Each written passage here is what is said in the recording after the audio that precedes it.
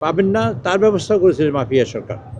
সেরকম পরিস্থিতি তিনি তার সন্তান হারিয়েছেন, আর এক সন্তানকে তিনি নির্যাতনের কারণে চিকিৎসার জন্য তাকে দেশের বাইরে পাঠাতে হয়েছে এবং তাকে বালুর ট্রাক দিয়ে আটকানো হয়েছে এবং তিনি গণতন্ত্রের মা বালুর ট্রাক দিয়ে আটকাবার চেষ্টা করেছেন, কিন্তু তিনি দেশ ছেড়ে যাননি। তিনি সারা জীবন বলেছেন এই দেশে আমার কোনো, পৃথিবীতে আমার কোনো ঠিকানা নয়, এই বাংলাদেশই আমার ঠিকানা, বাংলাদেশই আমার ঘর, বাংলাদেশই আমার বাড়ি।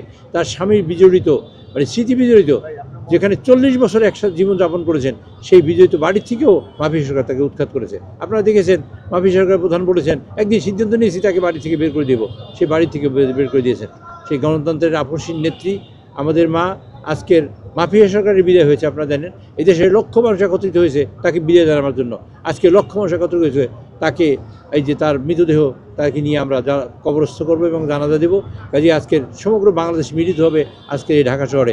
কালকে এটা এই কমিটির সিদ্ধান্ত হবে, কালকে বিকেলে জানাজা হবে মানিক ফ্যামিলিতে, এটি যতটুকু আমি জানি তা বলছি। তারপর স্থায়ী কমিটির সিদ্ধান্ত, আমাদের নেতা তারেক সাহেব আছেন, তারা যে সিদ্ধান্ত নেবেন সেই সিদ্ধান্ত। তো আপনারা সবাই দোয়া করবেন, দেশবাসী আপনাদের সকলের কাছে দোয়া চাচ্ছি এবং এই দোয়া চাচ্ছি তার বিধি আত্মার মাগফিরাত কামনা করার জন্য, এবং দোয়া চাচ্ছি আমাদের নেতা শহীদ রাষ্ট্রপতি জিয়াউর রহমান সাহেব যিনি স্বাধীনতার ঘোষণা করেছিলেন।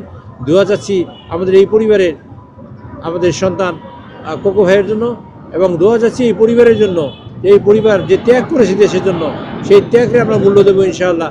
আমরা তার বিধি আত্মার মাগফিরাত কামনা করে আপনাদের সকলের জন্য কাছে দোয়া চেয়ে আমার বক্তব্য শেষ করছি।